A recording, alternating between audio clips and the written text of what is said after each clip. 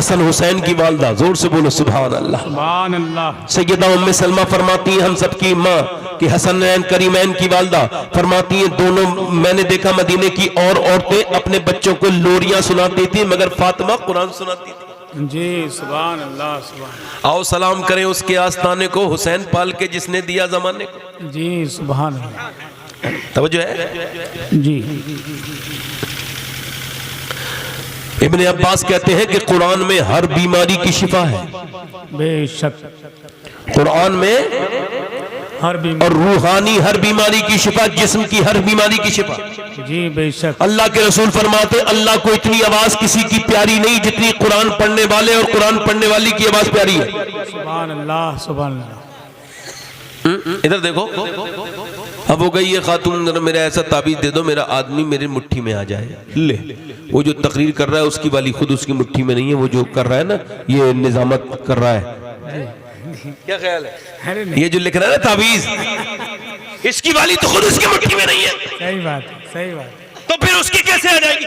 مگر وہ کوئی بات نہیں، دل کے خوش رکھنے کو غالب یہ خیال اچھا ہے، ہم کو معلوم ہے دل کے خوش رکھنے کو غالب یہ خیال اچھا ہے۔ اب سنو میری بات کو، سنو میری بات کو، سنو میری بات کو، سنو اب غور کرو۔ قرآن پہلے پڑھتے تھے لوگ، پہلے غیر مسلم تک مسلمانوں کے یہاں آ کے قرآن پڑھ لیتے تھے، ایسے رواج تھے مسلمانوں میں قرآن پڑھنے کے۔ جب ہندوستان تقسیم ہونے والا تھا یا ہو گیا تھا تو اس زمانے میں ایک خاتون، ایک لڑکی کا ذکر ملتا ہے، اس نے اپنی دوسری سہیلی کے ساتھ، توجہ کرنا، سہیلی کے ساتھ اس نے دوستی ہے، وہ قرآن پڑھتی ہے، مسلمان کی لڑکی ہے۔ تم کیا پڑھتی ہو؟ تمہاری امی کیا پڑھاتی ہے؟ تم ہاتھ دھو کے بڑے احترام سے بیٹھتی ہو کہ قرآن پڑھاتی ہے، اور قرآن ہے ہدی للناس، یہ سارے انسانوں کے لیے ہدایت ہے، سارے انسانوں کے لیے ہدایت ہے، یہ قرآن ہے۔ مگر ہم نے اس کو قرآن کو پڑھنے ہی چھوڑ دیا۔ پڑھے لکھے لوگ فیس بک چلاتے ہیں، قرآن نہیں پڑھ پاتے، حالانکہ اسی موبائل میں قرآن ہے، اسی موبائل میں ہے، مگر 3 گھنٹے تک فیس بک پہ گھٹیا تصویریں دیکھنے میں اس کے دماغ پہ کوئی اثر نہیں پڑے گا، مگر جیسے ہی قرآن پڑھے گا اس کا دل گھبرانے لگے گا۔ یہ دل کے برباد ہونے کا سبب ہے۔ اللہ ہم سب کا ایمان پہ خاتمہ کرے، ایسے لوگ جن کا دل قرآن پڑھنے میں، نماز پڑھنے میں نہیں لگتا، اللہ خیر کرے۔ اس لڑکی نے کہا یہ تو تم قرآن پڑھتی ہو کہ یہ قرآن میں بھی پڑھ لوں گی؟ تو اس نے میری امی سے پوچھ لو، تو اس کی امی سے جا کے بولی آپ مجھے قرآن پڑھا دو گی؟ تو اس نے کہا بالکل پڑھا دوں گی مگر ایک شرط ہے۔ کہا کیا؟ کہا اپنے گھر نہیں بتاؤ گی۔ اس نے کہا ٹھیک ہے، قرآن پڑھنا شروع کیا، سنو، ایک زبارہ، دوسرا، تیسرا، چوتھا، پانچواں، اس سے پہلے ناظرہ مکمل کر لیا۔ کس سے؟ اس لڑکی سے پہلے ناظرہ مکمل۔ اس نے کہا میں حافظہ کروں گی، میں بھی کروں گی، اس نے بھی حافظہ کیا، اس نے اس سے پہلے قرآن حفظ کر لیا۔ اب جب جوان ہوئی، شادی کا وقت آیا، اس کو خبر نہیں ہوئی قرآن کب اس کے سینے میں داخل ہوا، کب وہ مسلمان ہو گئی، خبر ہی کچھ نہیں ہوئی۔ مگر سنو، جب شادی کا وقت آیا تو اپنی ملانی کے پاس آئی، اپنی قرآن پڑھنے والی باجی کے پاس آئی، کہنے لگی آپ یہ بتاؤ اب میں کیا کروں؟ ایک طرف میری شادی جہاں سے طے ہوئی ہے وہ بڑا خطرناک کٹر مسلمانوں سے دشمنی نفرت رکھنے والا انسان ہے، اور اگر میں نے اپنے ماں باپ کو بتا دیا میں مسلمان ہوں تو وہ مجھے قتل کر دیں گے، میں کیا کروں؟ یہ کہہ کے رونے لگی میں اپنا ایمان کیسے چھپاؤں، کیا کروں، کہاں جاؤں؟ عورت نے کہا بالکل کہیں جانے کی ضرورت نہیں ہے، جس قرآن سے تو محبت کرتی ہے یہ قرآن تیرے لیے کافی ہو جائے گا۔ واہ واہ واہ واہ واہ، کیا بات ہے! یہ قرآن لے جا۔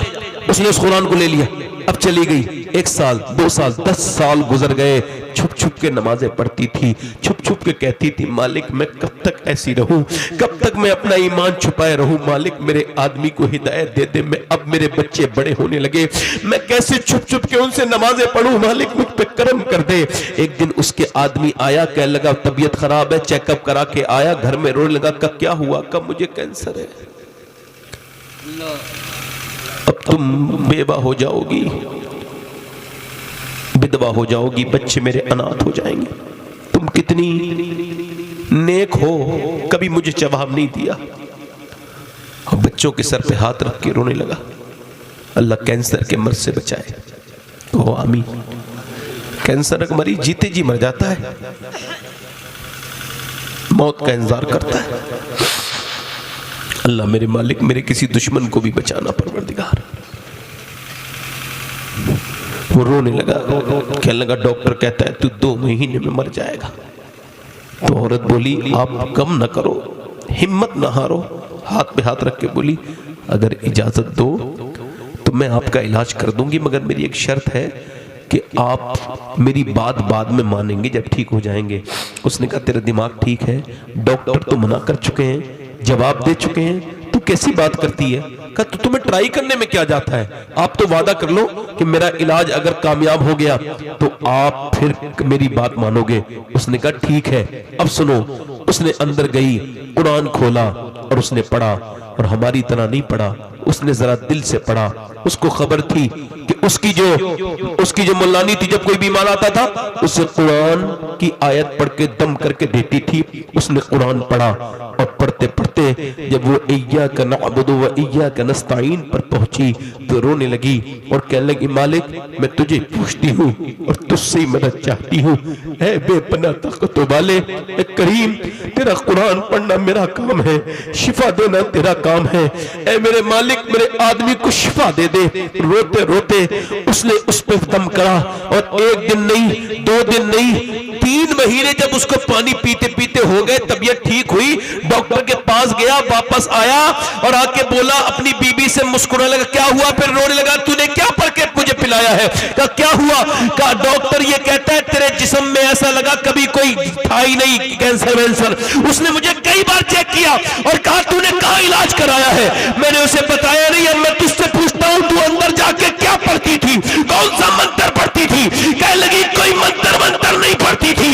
اب تو چاہے برا مانے یا بھلا مانے، تو مجھ سے ناراض ہو جائے، میں چھپا نہیں سکتی، میں ہوں مسلمان اور میں نے قرآن پڑھ کے تیرے اوپر دم کر کے پڑھا ہے، اب تیری جو مرضی چاہے وہ کر۔ آدمی آگے بڑھا، بولا مجھے بھی ذرا کلمہ پڑھا کے مسلمان کر دے۔ ارے جہاں پر میں نے اللہ کی اسلام سے نفرت کی تب تو قرآن نے مجھے زندگی دے دی، اگر میں محبت کروں گا تو پھر میرا حال کیا؟ نعرہ تکبیر، نعرہ رسالت، عظمت قرآن، فیضان غوث اعظم، مسلک اعلی حضرت شہزادہ پیر سید شباب میاں صاحب قبلہ۔ واہ واہ واہ، بہت اچھا حضرت، کیا کہنے، واہ واہ واہ، سبحان اللہ سبحان اللہ۔ ہے قول محمد قول خدا، فرمان نہ بدلا جائے گا۔ سبحان اللہ سبحان اللہ۔ بدلے گا زمانہ لاکھ مگر قرآن نہ بدلا جائے گا۔ سبحان اللہ سبحان۔ میں تو نوجوانوں سے کہتا ہوں اگر عمر آپ کی کافی ہو گئی پھر بھی قرآن شروع کر دو۔ جی قرآن پڑھتے پڑھتے مر گئے تو شہید، سبحان اللہ۔ قرآن پڑھتے پڑھتے قبر میں اگر چلے گئے تو فرشتے تمہیں پورا کرائیں گے۔ سبحان اللہ۔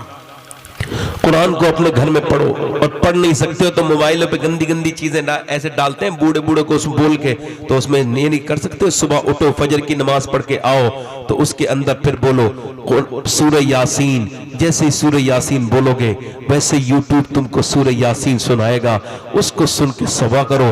رات کو سوتے وقت قرآن اس کو موبائل کو اٹھاؤ اور اس میں بولو سورہ ملک، جیسے ہی تم یہ کہو گے ویسے ہی سورہ ملک اس کے اندر اوپن ہو جائے گی، اس کو سنتے سنتے سو جاؤ۔ سبحان اللہ سبحان اللہ، بہت اچھا۔ مگر اب حالات کون بتائے؟ اور 10 منٹ بولوں یا ختم کر دوں؟ بولوں جلدی بولو، 1 گھنٹہ ہو گیا مجھے بولتے ہوئے، اور بولوں؟ نہیں 1 گھنٹہ تو نہیں، تھوڑی دیر اور بولیں گے انشاءاللہ۔ دل لگ رہا آپ لوگوں کو؟ نہیں لگ رہا؟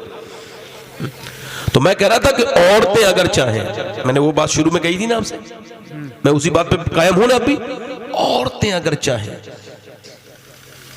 یہ تقریر ہوئی اس وجہ سے رہی ہے بھئی خواتین نے تو بدلے معاملے۔ اب عورتیں کہہ رہی ہیں کہ بھئی ہمارا آدمی مٹھی میں آ جائے،